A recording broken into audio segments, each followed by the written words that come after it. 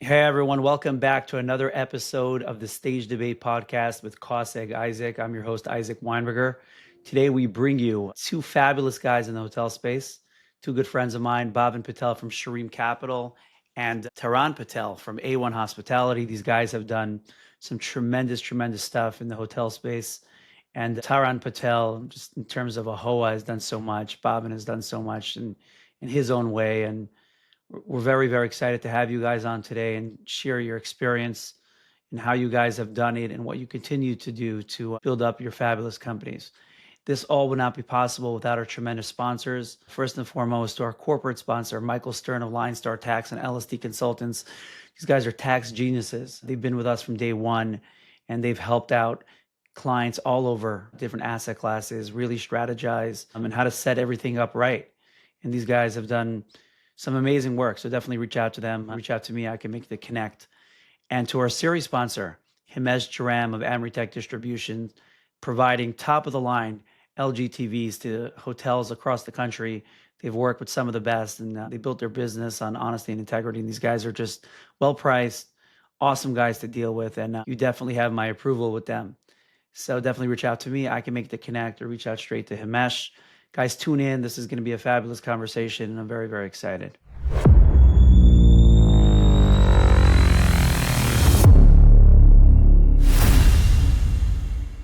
Hey, everyone. Welcome back to another episode of the Stage Debate Podcast with Koseg Isaac. We have two fabulous guests on today. Good friend of mine, Taran Patel from A1 Hospitality, all the way out in Washington. And another good friend, Bhavin Patel from Dallas, Texas. What a guy. Thank you guys for coming on today.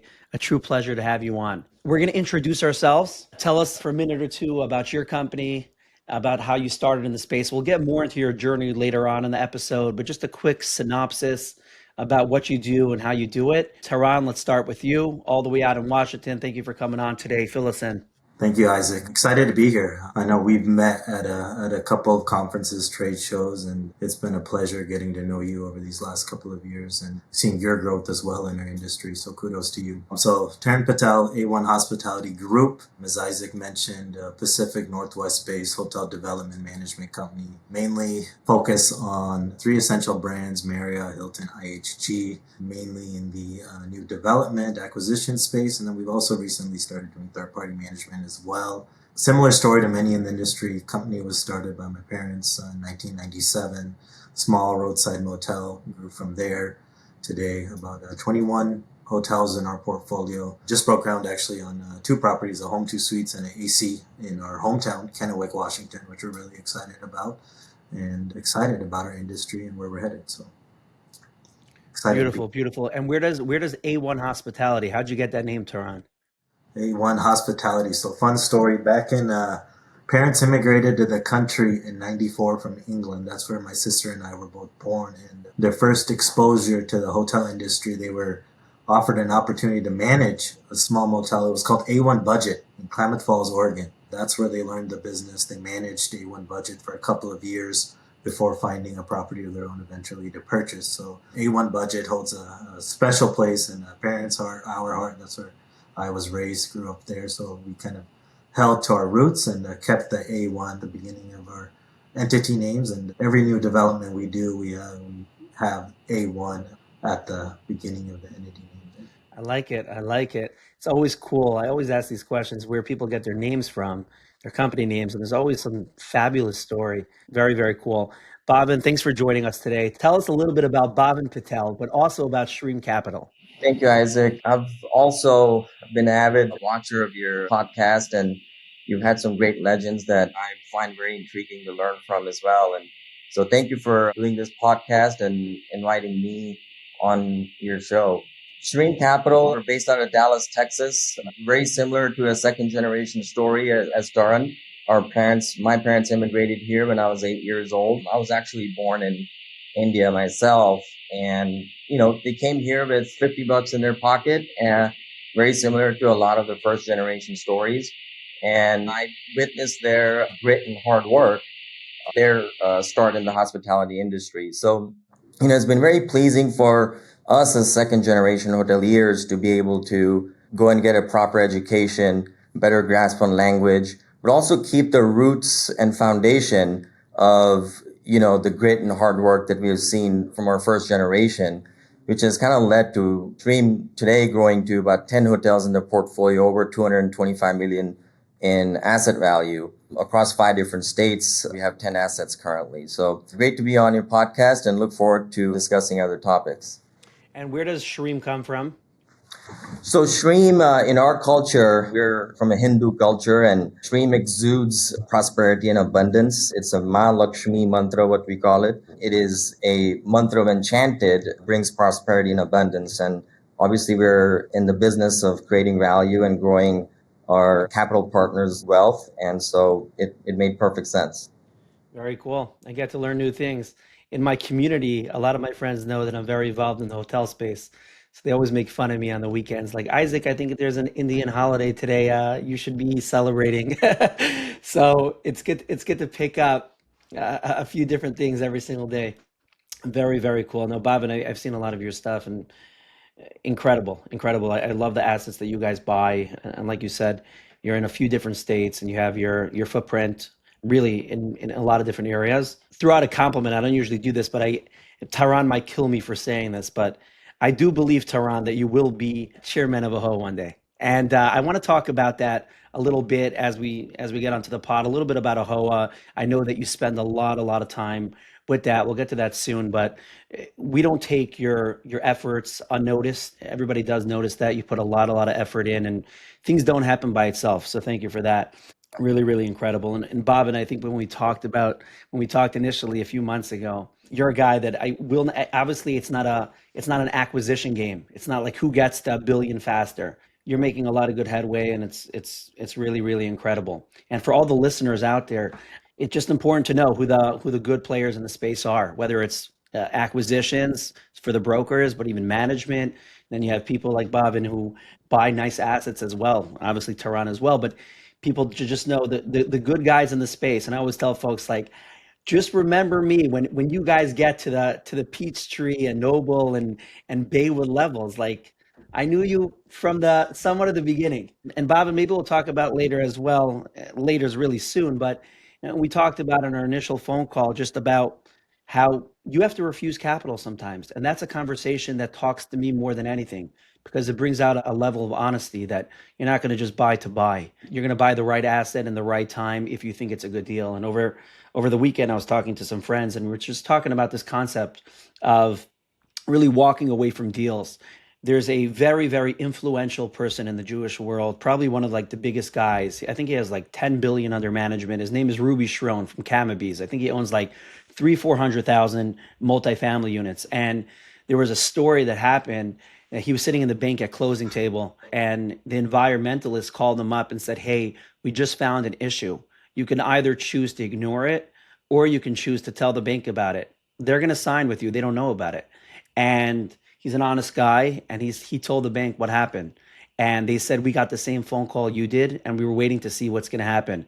And a guy that's so trustworthy like yourself, we found out the issue is not as big as it really is.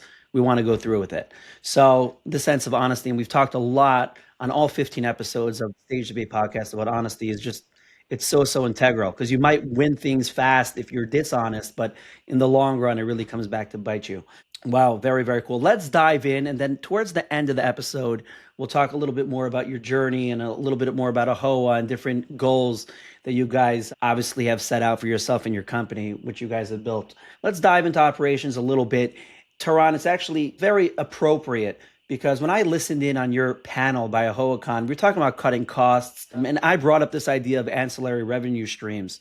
And I just want to talk, we talked about it on the first episode of the Stage Debate podcast. They got a little bit into parking. What are some stuff that you do? Obviously, you could talk about cutting costs as well, but in terms of in really providing that extra revenue, whether it's charging for parking or whether it's hosting weddings in some of your hotels. I don't know if you have those DoubleTree style hotels, but are there any smart ideas that you can let us know about that I know might be some secrets, but fill us in a little bit?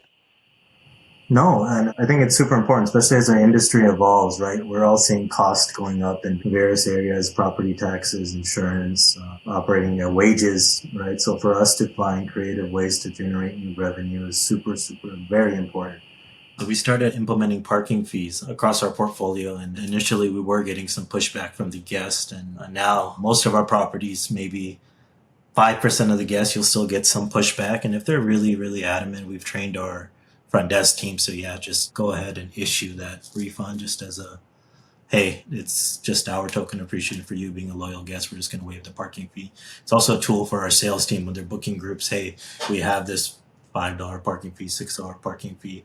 Hey, book with us and we're going to waive this for you guys, right? So we've found a way to get creative with these parking fees. In addition to AAHOA, I've sat on a couple of brand councils, and the brands I think are doing a much better job on their GRSs, on their reservation systems to have add-ons when you're booking, right? To upgrade your room to a higher level floor for $5, pay for a late checkout ahead of time, ask for an early check-in ahead of time. These are all benefits that we used to provide complimentary. Now we're finding ways to charge the guest for these. And I think Tyler Morris with TWA Hotels, I remember hearing him speak back in 2017, 2018. They were one of those leaders in the industry who really started taking advantage of these opportunities to charge for early check-ins, late checkouts, parking, whatever it may be, and creating these ancillary revenues. And then, as it kind of to your point, yes, if you have meeting space, making sure you're doing your absolute best to making sure that empty meeting room is staying filled as much as possible, whether it's weddings, church groups, whatever it may be, making sure you're making the most of that square footages in your buildings. I love that. I love that. And Brian Amin, he's the owner of Geary Hotels. He was on the first episode of the hotel series.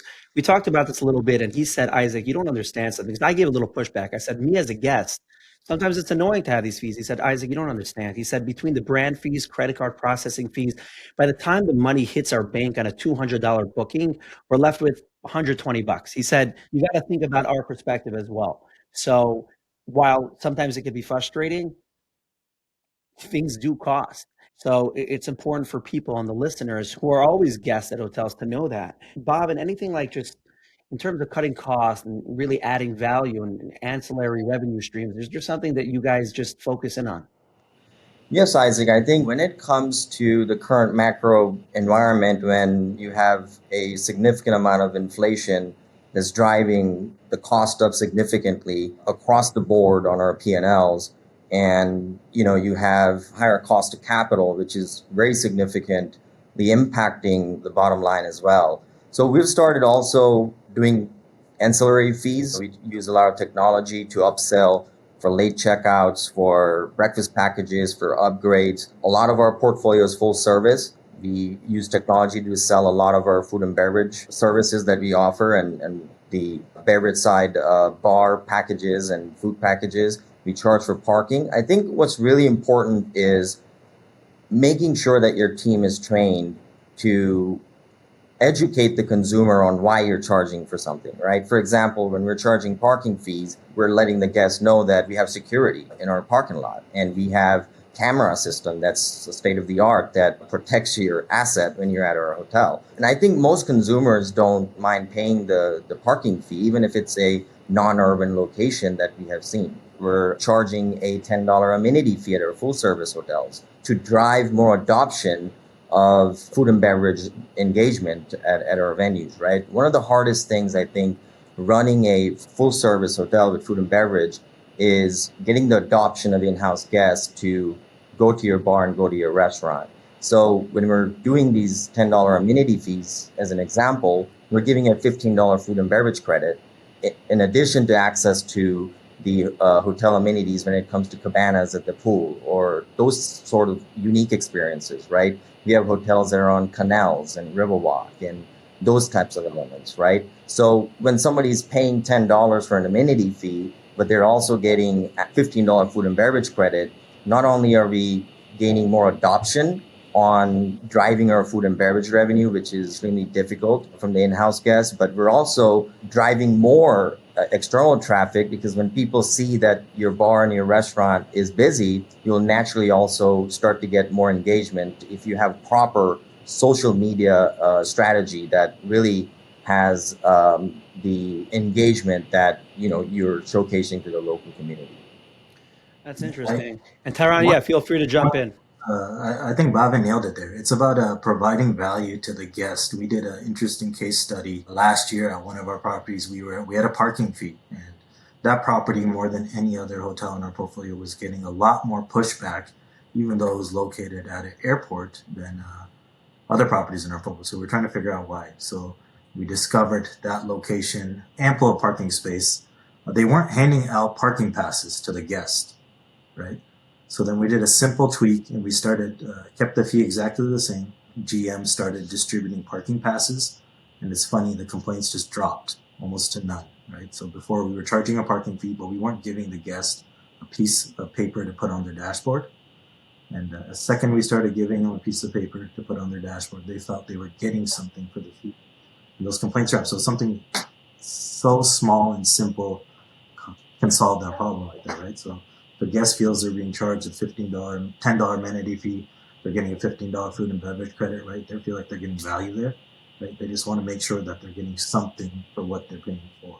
And just to piggyback on what Taran said, what we have seen is, Isaac, when the consumer knows what they're paying for and they're getting the value out of it, and you have a strategy behind what you're doing, I think providing, for example, this $15 food and beverage credit, what we're seeing is an average of $25 to $30 spend. And we're also tacking on a 20% mandatory service charge to their check. So that way we can manage our labor cost on the food and beverage side. So I think when you have such value add venues in your hotel, you need to be able to sell them and also maintain the discipline with your staff with training that you need to provide service to the guest as well. So it's been very fruitful for us.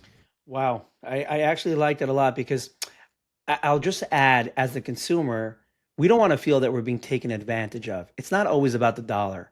And Taran, you said it so well, just like making the consumer feel that, hey, we're not here to just like rip you off. We're giving you something. And obviously it has to make sense for you guys as well, because if not, we just won't have a business and we won't have hotels to go to. I take it for granted when I land in a certain city, there's 7 hotels within a 10-minute driving distance of the airport. I don't want to have to travel out a half hour sometimes. So thanks to you guys, we have the ability to just boom, have those options. So it's important that you guys, it pencils out for you guys. At the same time, we feel that we're getting something.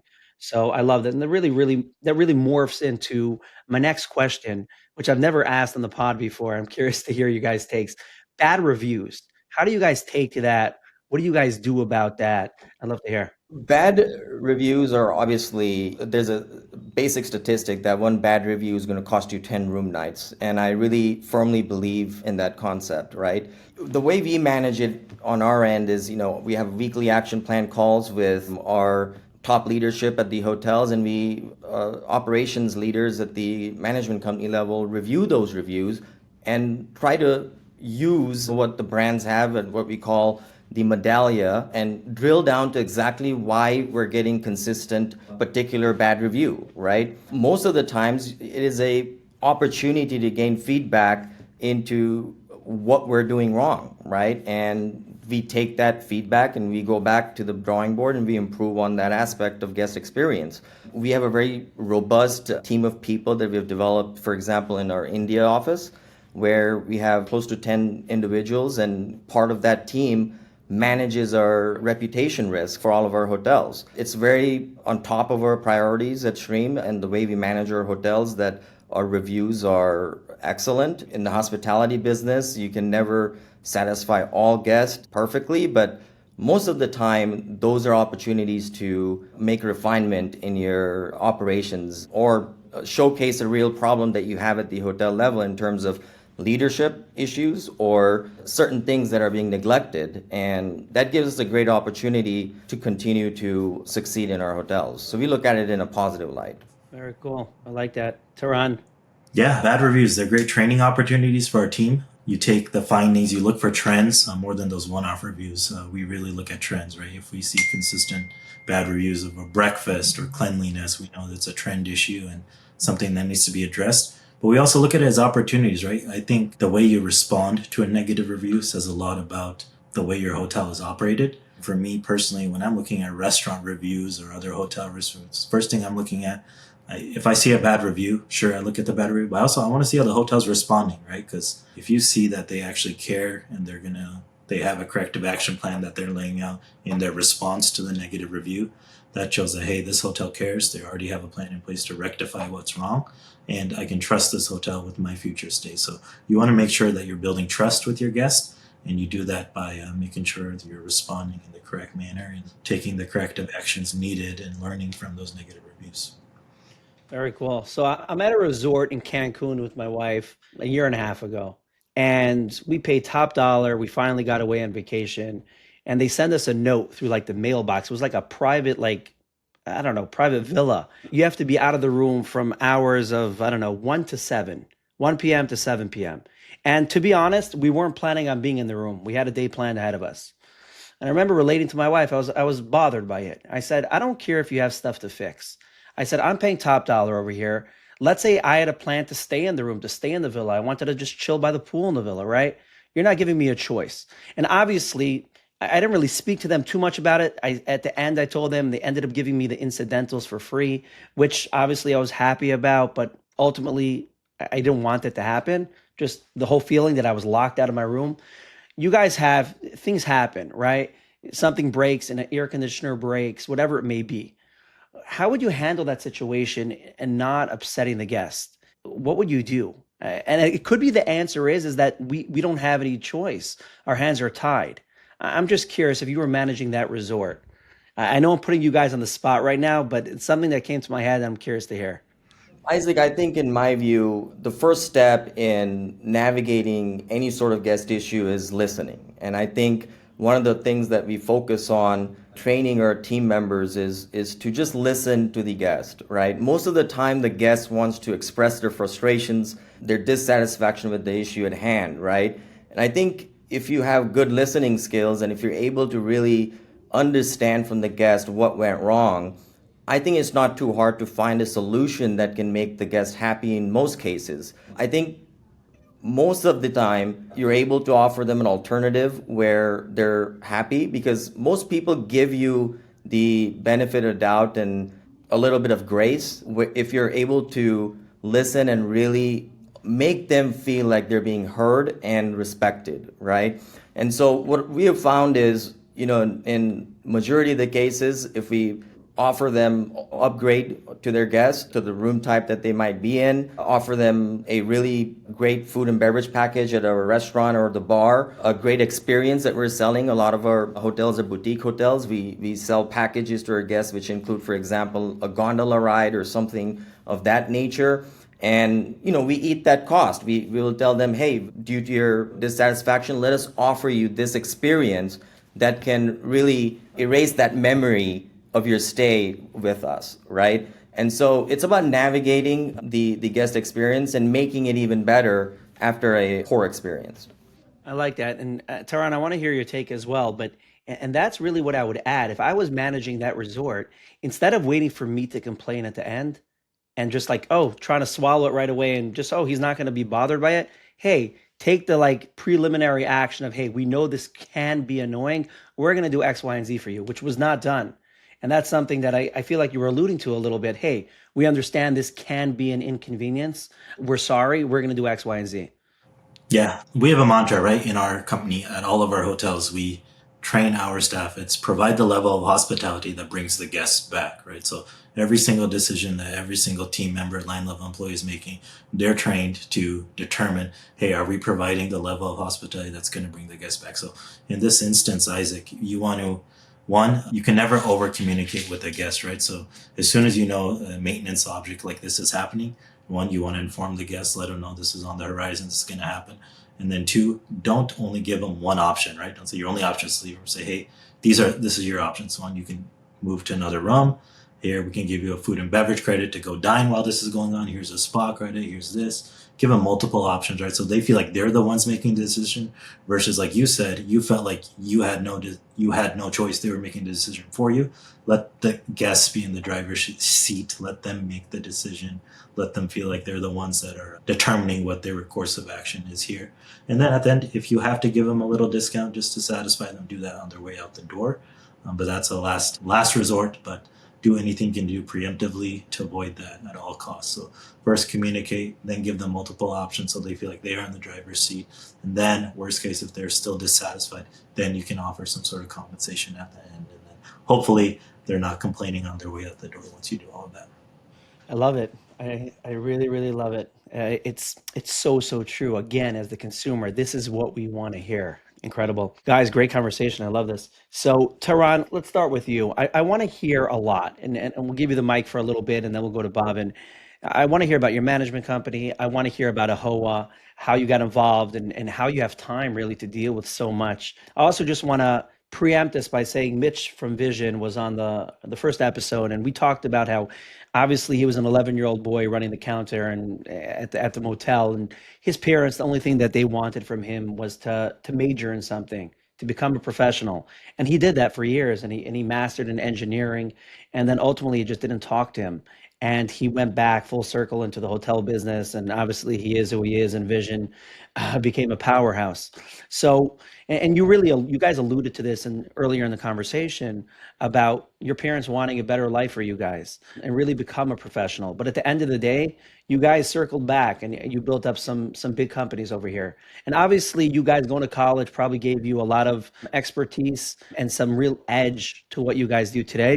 I want to hear more about that, how you circled back in. Was there a time that you thought that you were completely out of the hotel world and something took a turn and you came back in? So give us the rundown about your management company. I want to hear more why you guys are so good, AAHOA, and just a little bit of your journey. No, happy to share. So, like I said, parents immigrated to the country in '94. I was 1.5 years old. They took on this opportunity to manage independent property, A1 budget for 3 years. That's where they learned the business, grew up there. Then they found an opportunity to purchase their first independent hotel. It's a small town in eastern Oregon, a western town. We moved there. We were the only Indian family in this town. I was 5 at that time. And grew up in that property, similar story, small 1-bedroom apartment connected to the front desk. And my sister and I, we literally grew up in the industry, right? Like we were making beds, vacuuming rooms, working the front desk, doing all of that. And I, from a very young age, would always be following my dad all over the property with a fake set of tools, my fake dustpan, and just whatever he would be doing, I'd want to do, right? If he's sweeping cigarette butts in the parking lot, I'd want to do that. If he's tightening door hinges, I'd want to do that with my fake plastic set of tools, right? So from a young age, I always knew I had a passion for this industry. I always knew that no matter what, I was going to go on eventually and go to college, do that, but I was always going to return. So eventually, we went to college in my undergraduate in finance and pre-law, then went on and immediately started grad school, got my MBA, just a general, with a focus in finance. Came back, and at that time, it was 2015, we had 5 properties in our portfolio, all owned, no third-party management in 2015. And then from there, we started a couple new development projects, grew our own personal portfolio to 12 properties. And then once 2020 hit, we started getting inquiries from other operators, owners, saying, hey, would you guys entertain operating our properties from as a third-party operator? And it was something, hey, we weren't too sure if we wanted to enter the third-party space. We loved operating our own hotels. We were able to make every decision ourselves. So we tried it out on 1 or 2 properties, and it ended up working out well. We had success. We still say no more than we say yes to third-party opportunities. I think that's really important, making sure that your company's culture is aligned with ownership's culture. We take pride in running great assets. We invest in our assets. We don't make our run-down assets at all. So making sure that vision is aligned with our third-party owners is super important. And I remember, I'll share a story about Bhavin. I remember running into Bhavin in it was probably 2017, 2018, it was probably AHLA event. And we connected there, and neither of us had white hair in our beards. So a lot has changed since then, right, Bhavin? But that's when I started really volunteering more time, 2018 in the industry. I started serving as an ambassador for AAHOA in 2017. And then I stepped on the board. I served both Oregon and Washington Lodging Associations as a board member, served an AAHOA ambassador for 6 years before becoming regional director. Finished my 3-year term as regional director as the Northwest region and just started my first year. My second term was reelected. So 2 more years to go, and then we'll see what happens from there, Isaac. Wow. And in terms of managing your time, obviously you got your own hotels, you got the ones that you manage, you have AAHOA that you're so busy with. How do you do it all? You know what? I'm blessed with an amazing team. None of it would be possible without building a great team. And I've been really fortunate. We've been able to build a really awesome team here at A1 Hospitality that I'm super proud of. they've done an amazing job, and we've always tried our best to promote from within. So we've had some tremendous success stories from our company. Long tenured team members who have been with us for 20, 25 years plus, who have just grown with the company. And as we've grown, we've been able to promote them to regional positions, VP positions, and they've also helped us continue to maintain the culture. I think Bhavin mentioned it's really important sticking to our day one roots, the family owned cultural. What started our success, we're trying to, even though we're growing up to 21 hotels now, trying to keep that family owned atmosphere at all of our properties still as we grow. And we do that by making sure we don't lose any of the cultural aspects of our operation. So super important to do that. And the best way to do it is to promote from within. So I'm blessed to have our team. And then time balancing is delegating, right? Making sure that we have a strong team. I have a strong team at A1, at AAHOA. We have a great ambassador program there, just like I was an ambassador. I have a great team of ambassadors under me who do a great job helping me in the Northwest region. And then just doing our best to balance it with family life as well. Very cool. And I could attest to the audience that is going to be listening to this pod that when I was dealing with you, Taran, about the cost seg, some guys deal with everything themselves, right? And the facts at the end of the day, acquiring a new hotel is a lot more important to deal with than a cost seg. And you got Prashant in the case, and obviously you had to look at it to sign off on it. But hey, he's the guy that's going to be running point here. So that's actual. What Taran is saying is so true, that you trust your team, and trusting your team is so important, because if I micromanage, I'm not going to be able to do anything. I can't grow if I'm micromanaging. There has to be that certain level of trust. So very, very cool. And Bhavin, before we get to you, one more question, Taran. So not really a question. I'm very involved in AAHOA. When I say very involved, I just spoke by 2 AAHOA town halls in Jersey to the crowd there. I'm becoming like a partner with AAHOA. Like, I think we're going to start with the bronze package and then go up. I love what AAHOA does. You always see different things, and Laura Lee's talking about it, and they're going to Washington. I think KP was just in Washington. Can you just give us like an inside scoop for a minute? What AAHOA, how they're upping their game on a daily basis, and in terms of advocacy for day-to-day hoteliers like everybody out there? Yeah, sometimes at AAHOA we get a lot of slack. You see some bad legislation get passed, and everyone points the fingers at AAHOA, right? They say, hey, AAHOA did nothing. You guys didn't stop this. We have these bad laws in our states because AAHOA did nothing to stop it, right? But there's so much work happening behind the scenes. We have a great lobbyist in DC that's doing so much preventative. In the hotels, we call it preventative maintenance, right? In DC, we call it preventative work, just networking with key legislators, making sure that these really restrictive bills don't even make it to the House floor, Senate floor for a vote. These are super detrimental bills that would hurt our industry significantly. And fortunately, a lot of our members, they don't get to see that because it never makes it out of the drafting room, right? So that's what a lot of the advocacy efforts at AAHOA is a lot of it is preventative. And over the last 2 years, our board has made a conscious effort, not only focusing on federal advocacy, but really focusing on strengthening our relationship with our state associations and making sure that we have dedicated team members focusing on state and local advocacy. Because as you know, all the issues going on in New Jersey, you being there, you probably hear about it all the time. State of California, they tried to pass a $30 minimum wage recently with AAHOA, along with the State Lodging Association, AHLA, did a great job in preventing that from going to a vote. So now we'll see what happens. It's not going to be on the ballot, but at least it got delayed for now. That would have gone into effect July 1st, which would have significantly hurt our members in the Los Angeles region. So state of Oregon, Washington, there's always some crazy stuff going on in these states, but AAHOA has been working closely with our state legislators and our state lobbyists in our state, making sure that our members' best interests are being represented. And so the advocacy efforts, I would say, are the strongest. But not only that, education, I think, is big. The education opportunities AAHOA provides their members. If they take advantage of it, there's so many great opportunities, online modules that AAHOA members can take advantage of to better not only their properties, but their team members have access to as well to grow their understanding of the industry. Wow.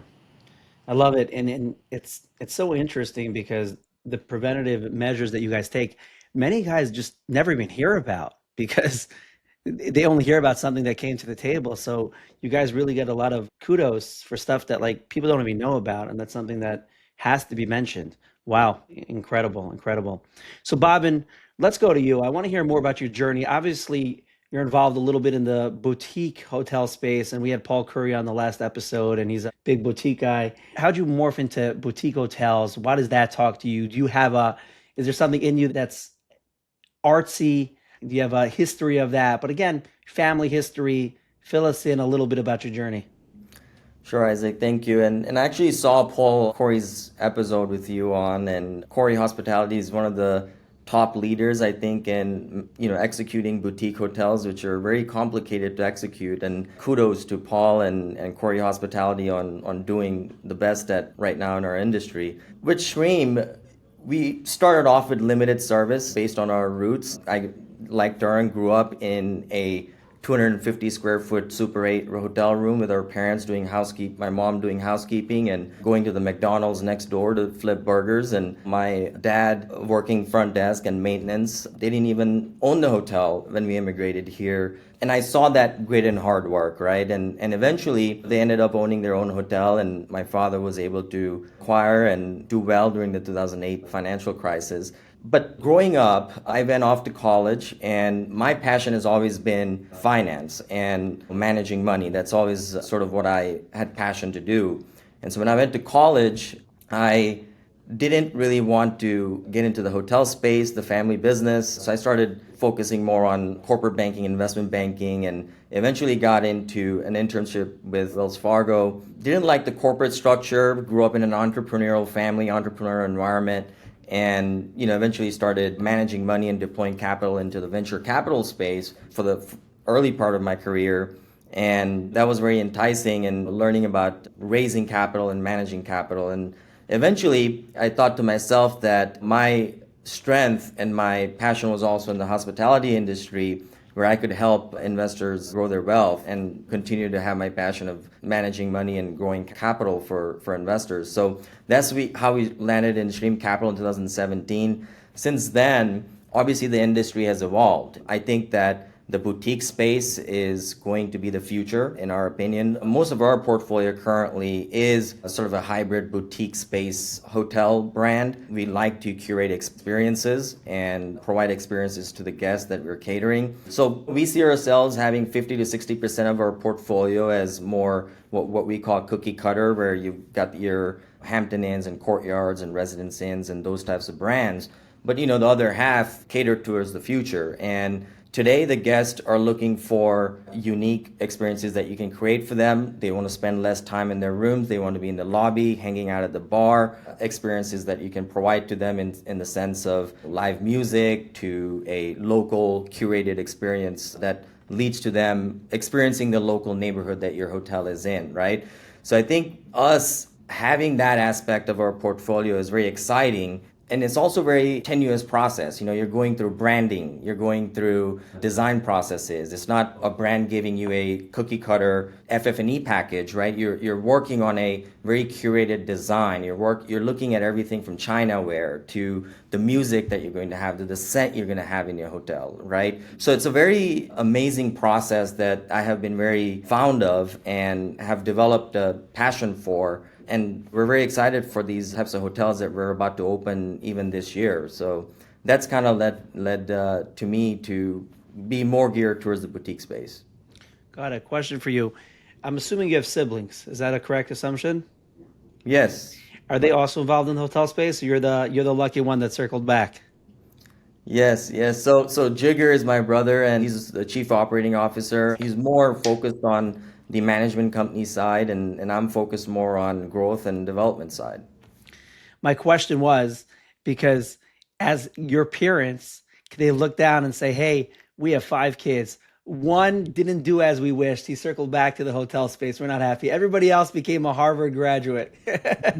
You're saying your brother's with you. I love it. I love Yes. it. But the boutique space absolutely is completely fascinating. I will say, and I think obviously you agree with this, that obviously the regular limited service and even sometimes full service hotels are so important. Airport hotels, and just have a regular Hampton Inn or Home 2 Suites, whatever it may be, whatever brands you guys are in, that you always just have at your disposal.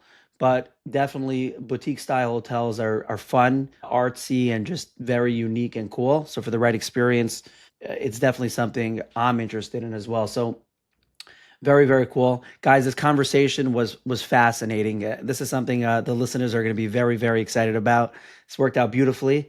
Thank you guys so much. But before we end, I will ask you for a minute or two, please give advice to a newbie hotel investor, what it really boils down to. A one or two liner where everything lies in that one or two lines. Taran, take it away.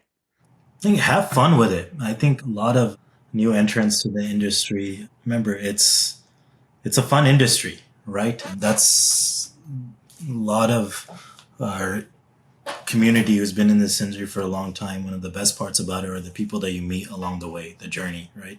And it may not always go how you want initially, but if you stick with it and work your way through it and just learn, best way is trial and error, right? Your mistakes will be your best learnings. And if you continue to chug along, you'll grow and just continue at it, and you'll continue to thrive and progress on your journey in the hospitality industry. I love that. I love that. Bhavin, what does it boil down to? What I'll say is a lot of people in my generation think of our industry as more of deal makers, right? Our parents have created wealth and they need to manage this wealth and grow. And what I've found is to stick to the root principles and root cause of success that our parents have, which was grit, hard work, perseverance, right? And I think if you stick to those roots and use the education and the platform that has been provided by the first generation, I think you will have success. And in order to scale, you need to go through a painful exercise and painful process and reflect on that painful process, learn from your mistakes. But in order to scale to the next level, it's very imperative to keep to the root principles of being an operator model mindset, right? This is not an industry where you just make deals. You have to stick to the process of when I was in that hotel room with our parents and vacuumed the rooms and was aware of the full process of a hotel operation and was very hands-on. And I think that's what our industry is. And if you want to play at a larger scale in this industry, you have to maintain those roots. I love it. I love it. Great messages, guys. Great conversations. This is incredible. Thank you so much for joining. Thank you guys for tuning in to another fabulous episode of the Stage Debate Podcast with Koseg Isaac. This was amazing. Taran, thank you so much. Bhavin, thank you so much. Very, very excited for our listeners. Again, guys, you can listen to this on all platforms, Spotify, Apple, Podbean, YouTube. And I'd love to chat with you, whether it's Koseg, whether you're sponsoring an episode on the podcast. If you want to be on the podcast, definitely reach out to me and tune in for all future episodes as well as previous episodes. I'll see you on the next one.